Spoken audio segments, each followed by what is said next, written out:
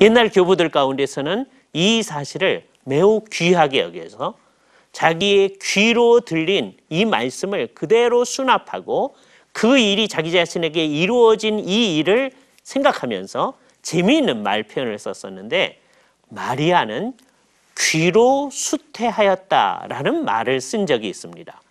오해하면 안 됩니다. 실제로 귀로 수태하였다는 말이 아니고 하나님의 말씀을 받아들였을 때 놀라운 동정녀의 수태 사실이 일어났다는 것이죠. 천사가 이 사실을 쉽게 받아들일 수 있도록 하려고 내 친족 엘리사벳도 본래 수태하지 못하던 이가 임신한 지 6개월이나 되었다라고 얘기를 하고 있습니다.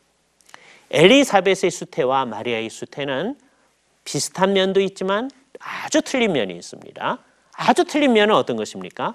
엘리사벳이 수태하게 된 것은 오랫동안 불임의 가정이었던 이 제사장 가정에서 그래도 맨 마지막에 하나님께서 사가랴와 엘리사벳 사이에 아이가 생기게끔 한 겁니다.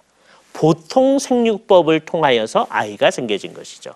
그러나 마리아의 경우에 있어서는 남자가 사용되지 아니하고 성령님께서 아주 독특한 방식으로 수태하시는 방식으로 보통 생육법이 아닌 방식으로 수태가 일어난 것입니다. 그러므로 이것은 정말 가장 큰 기적으로서의 사건이 일어난 것이죠. 그 얘기를 듣고 마리아는 빨리 자기의 친족인 엘리사벳에게 나아갑니다. 그때 엘리사벳이 마리아가 와서 문안하는 소리를 들으면서 이렇게 반응을 하죠.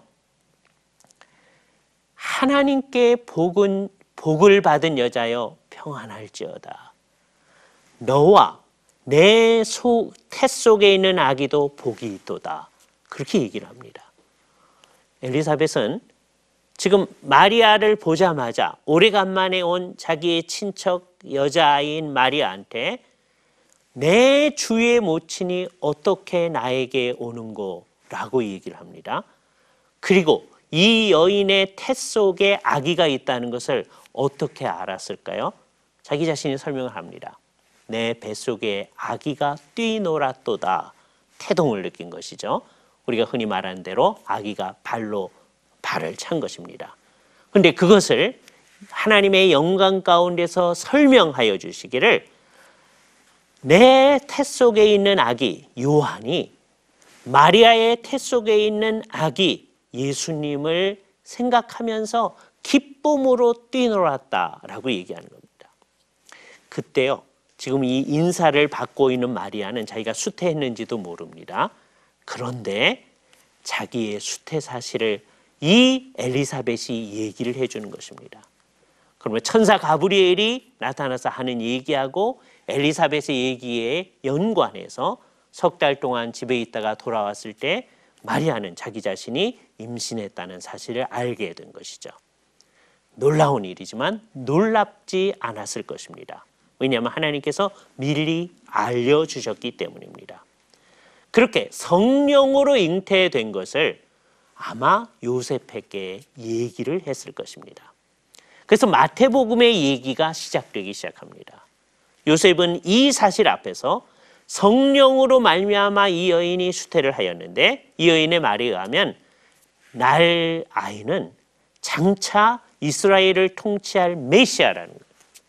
그래서 요셉이 고민하기 시작합니다. 요셉의 고민을 오해하면 안 됩니다. 부정한 여인인데 어떻게 해서 아이를 갖게 되었는지 모르지만 이것을 어떻게 끊어야 되겠다 생각한 것이 아니고 두려워하면서 이 놀라운 일을 어떻게 해야 할는지를 모르면서 고민을 하고 있었다고 생각하는 것이 정당할 것입니다. 왜냐하면 요셉이 이것을 고민하고 있을 때 천사가 현몽하여 가로되 다윗의 자손 요셉아 내 아내 마리아 데려오기를 두려워하지 말아라 라고 얘기하고 있기 때문입니다. 만일에 우리가 흔히 생각하는 대로 이 여인이 아기를 배웠어?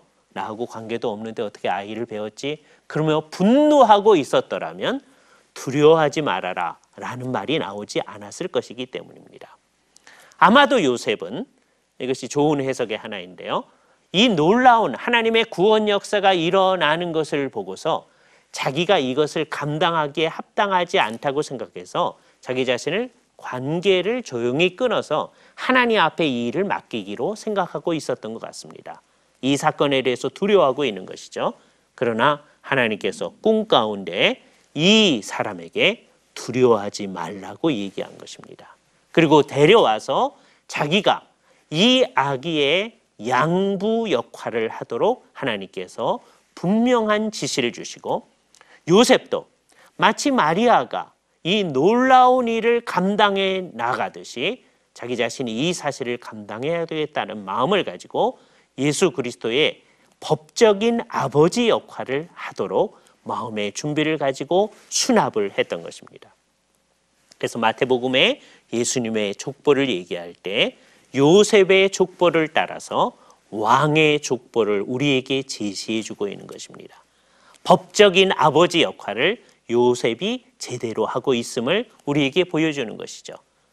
요셉은 물리적으로는 예수님하고 아무런 관련이 없습니다. 육체적으로는 아무런 기여를 한 것이 없습니다.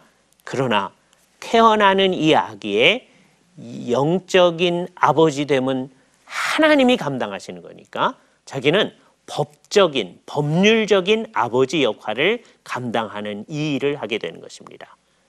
오늘 우리는 예수 그리스도의 성육신이라고 하는 놀라운 사실 앞에서 이 사실의 의미를 생각하고 있는 중입니다.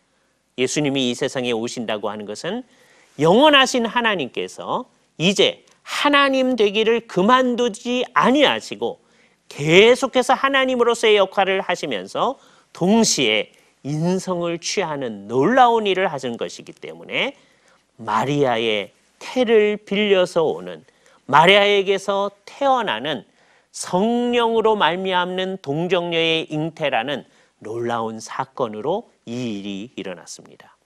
이 세상 역사 가운데 가장 이적적인 일이 여기 일어난 것이죠. 그러나 가장 이적적인 일도 그 나머지 사태는 가장 자연스러운 일로 우리 가운데 일어났던 것을 우리는 잘 볼 수 있습니다. 그러므로 우리는 늘 하나님의 이적을 그대로 받아들이면서 이적은 항상 자연스러운 일과 같이 있다고 하는 것을 생각해야 할 것입니다.